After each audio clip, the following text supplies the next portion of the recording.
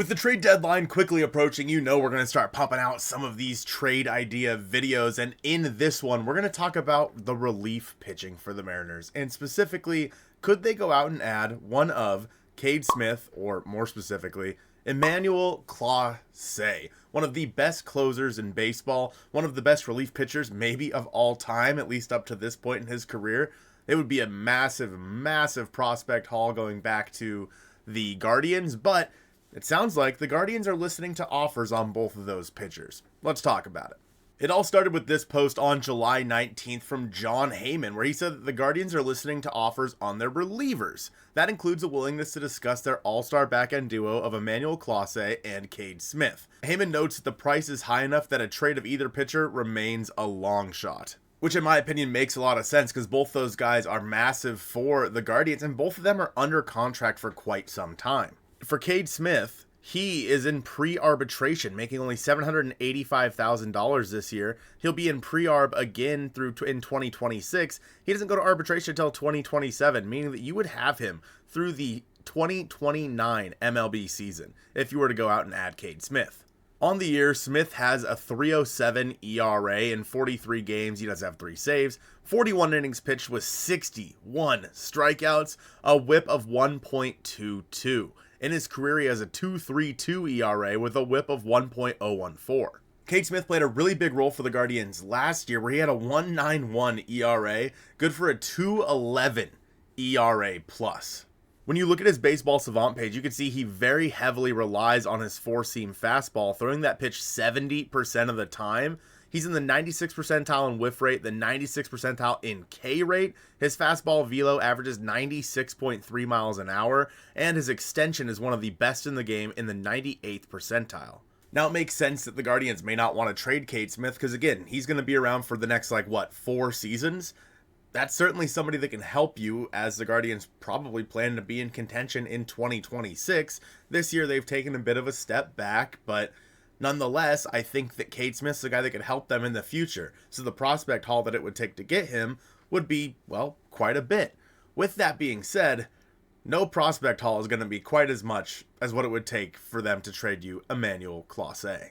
On the year, Clase has a 2.86 ERA in 44 games with 21 saves. He has 44 strikeouts and 44 innings pitched with a 1.227 whip. I was surprised to realize that Clase doesn't strike a ton of guys out. He averages 8.7 strikeouts per 9 throughout his career, but he has a 1.82 ERA in his 6 years in the big leagues, including 3 straight years of being an all-star. In 2024, he had a 6.67 ERA plus, where he had just a 0.61 ERA in 74 games. That's the other thing, is Emmanuel Clase posts. He has thrown over 70 games in each of the last 4 seasons and is well on his way to doing that again in 2025.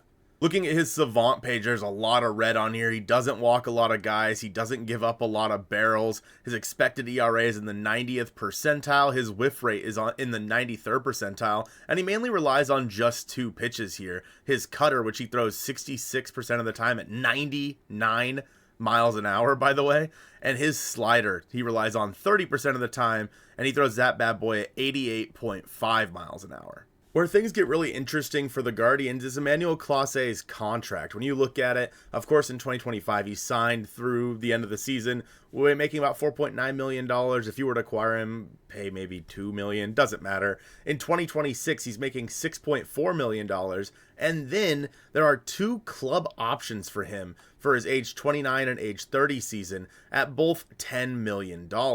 You would have Clase through 2028 if you decided to pick up those 2 club options. And honestly, Clase is definitely worth at least $10 million. That would be an absolute steal of a deal for the Guardians or any team that would be acquiring him. So I would assume that those are going to be picked up, unless maybe he has to have Tommy John or something like that. Then they would probably not get picked up, but we don't need to go there. If he keeps pitching the way he has for the past literally 5 years, he's going to get those options picked up and they are going to cheer in Cleveland.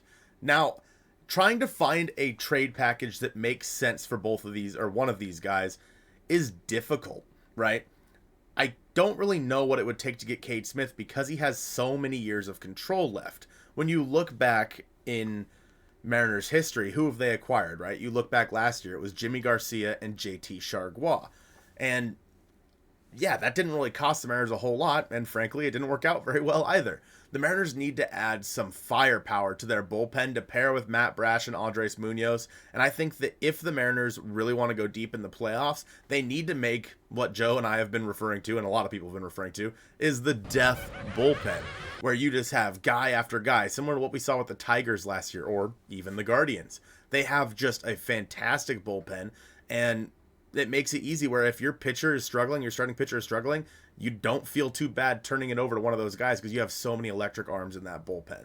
For Emmanuel Clase, I think there is one precedent amongst the rest that stands out, but it's not quite a perfect fit.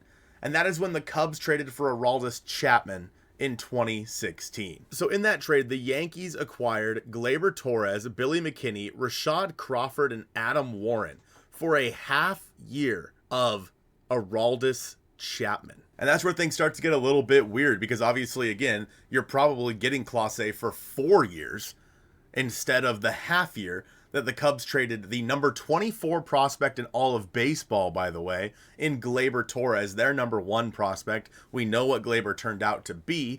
They also traded their number 5 prospect in Billy McKinney, and then an A-ball player in Rashad Crawford, and one of the relievers that they had on their roster at the time.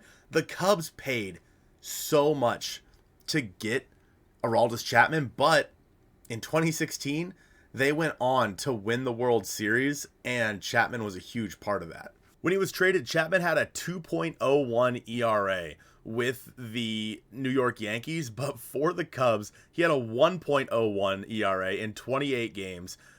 Good for an ERA plus of 4.18 that season. He had 16 saves in his 28 games. And then, of course, that offseason, he went directly back to the Yankees. So, just so we're clear, I don't want Aroldis Chapman. I despise him as a human being. But nonetheless, Emmanuel Clase, to get him, even if we're making a package similar to what we just saw for Aroldis Chapman, we have to look at the Mariners' top 30 prospect list. So as of right now, if you were to trade for that same package, it would be Colt Emerson, your number 1 prospect, and Michael Arroyo, your number 5 prospect. That would be the start of the package that you're creating if you wanted to make one similar to that of Aroldis Chapman. Then if you're looking for like an A-ball prospect, you can look at like Luis Suispel, for example, a first base, third baseman down in Everett right now. Maybe that could make some sense.